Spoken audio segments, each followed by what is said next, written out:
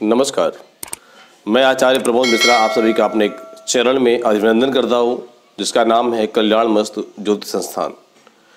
मित्रों, आज अपने इस कार्यक्रम में आपको जो चुनावी इस समय माहौल चल रहे हैं और हर पार्टियां आगे बढ़ने का प्रयास कर रही हैं, हर कोई चाहता है कि मेरी जीत हो, मेरी जीत हो, मेरी जीत हो। देखिए, ये सब प्रारब्ध के कर्मों के अनुसार सारी कहानियाँ होती हैं, सारी चीज़ें होती हैं। इसमें एस्ट्रोलॉजी क्या कह रही है कि आपको चुनाव किस तरह से लड़ना चाहिए, पंचांग का सहारा लेते हुए, ज्योतिष के 5 अंगों का सहारा लेते हुए आपको चुनाव लड़ना चाहिए। निश्चित है, ग्रहाधीनम जगत सर्वम, ग्रहाधीनम नरावरा। ग्रहों के अधीन सारा संसार चलता है, ग्रहों के अधीन पूरी दुनिया चलती है।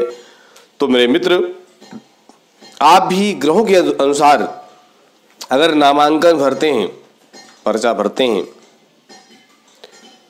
हो सकता है कि आपकी जीत नजदीक हो और आपका भाग्य आपके साथ हो। शुभ समय में कार्य करने का, शुभ मुहूर्त में कार्य करने का एक अलग ही महत्व होता है।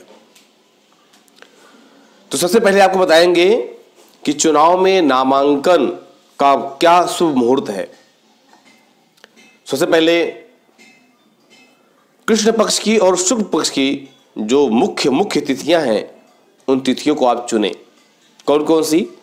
द्वितीया, तृतीया, पंचमी, सप्तमी, दशमी, एकादशी, द्वादशी, त्रयोदशी और पूर्णमासी। लेकिन जो प्रतिपदा है वो दोनों पक्षों की, कृष्ण और शुक्ल दोनों पक्षों की उचित होती है, अच्छी होती है। अब बात करते हैं वार की कि इन तिथियों के अनुसार वार कौन सा होना चाहिए। तो वार को अगर देखा जाए तो रविवार का दिन, सोमवार, बुधवार और शुक्रवार ये सबसे श्रेष्ठ माने गए हैं आपकी मंजिल में आपको आगे बढ़ाने के लिए।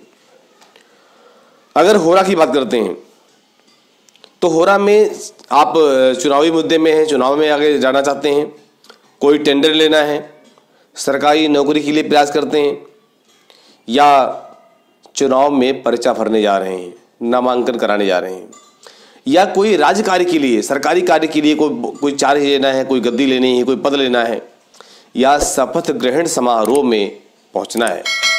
तो जो सूर्य की होरा चल रही हो, जिस होरा में सूर्य हो, भाई प्रतिदिन सूर्य की होरा होती है, तो सूर्य की होरा में जाकर के आप ये कार्य करें, जीत आपकी निश्चित होगी। अब बात करते हैं नक्षत्रों की कि कौन से नक्षत्र आपके लिए अच्छे और शुभ रहते हैं। तो अश्विनी, रोहिणी, मृगशिरा, आर्द्रा, पुनर्वसु, पुष्य, उत्तरा फाल्गुनी, स्वाति, अनुराधा, उत्तराषाढ़ा, श्रवण, धनिष्ठा, उत्तरा भाद्रपद और रेवती इन कार्यों में बहुत शुभ माने गए हैं। शुभ लगन कहते हैं कि शुभ लगन उसे कहते हैं जिस लगन में आपका कार्य सिद्ध हो जाए। जैसे कि आपके राशि से, आपके लगन से नवम और दसम भाव प्रभावित हो रहा हो, अच्छा हो रहा हो।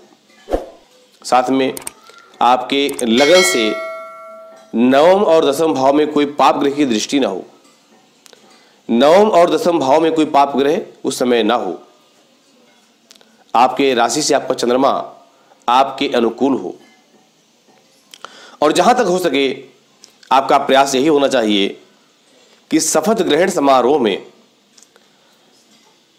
जो शुभ लगन, तो लगन है ही, साथ में लगन आपकी स्थिर होनी चाहिए। स्थिर लगन आपका कार्य भी स्थिर हो जाता है, आपका कार्य चलायमान नहीं होता, और आप जिस उद्देश्य से, जिस मंजिल को प्राप्त करना चाहते हैं, आप प्राप्त कर ले जाते हैं। तो मित्रों, मैंने आपको बताया कि नामांकन का शुभ मुहूर्त क्या है, बाकी और भी जो बहुत इंपॉर्टेंट चीज़ें थी, बहुत ज़रूरी बातें थी, मैंने आपको बताई। अब आप इसको सुने, इसका पालन करें नियमानुसार। किसी विशेष प्रकार की सहायता अगर मुझसे चाहिए तो आप बेशक सहायता ले सकते हैं। कॉन्टैक्ट नंबर आपके सामने स्क्रीन पर उपस्थित है। मुझे दीजिए आज्ञा, मिलता हूँ आपसे अगले कार्यक्रम में। तब तक के लिए नमस्कार।